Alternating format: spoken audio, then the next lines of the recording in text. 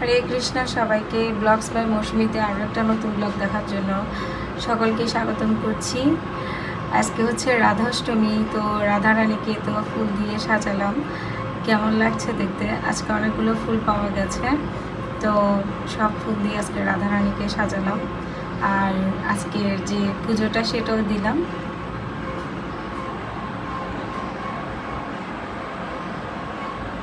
আমার পুজো দেওয়া কমপ্লিট মোটামুটি, এখনও অবধি শেষ হয়নি, কারণ হচ্ছে ভোগ নিবেদন করব, ভোগ রান্না করব, দেন শেষ হবে পুজো দেওয়া।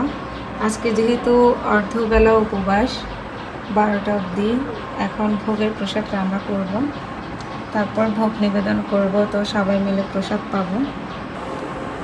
হরে কৃষ্ণ সবাইকে। তো এখনই তো পুজো দিয়ে দিলাম, ভগবানের পুজো দিয়ে দিলাম, রাধারানীরও পুজো দিয়ে দিলাম, কারণ হচ্ছে আজকে রাধাষ্টমী।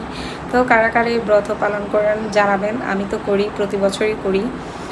তো এখন ভোগ নিবেদন করব। আর বাচ্চাদের দুইজনেই কিন্তু এক্সাম চলছে, ওদের এক্সাম দিতে গেছে দুইজনেই। তো এই তো আজকে আসনটা কিন্তু খুবই ভালো লাগছে দেখতে।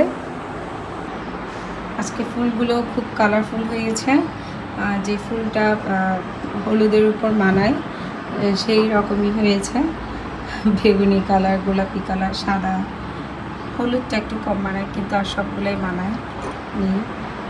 খুবই সুন্দর লাগছে, মনে হচ্ছে বারবারই ছবি তুলে ভিডিও করি, বারবারই দেখে থাকি। আর রাধারানীকে তো অপূর্বই লাগছে।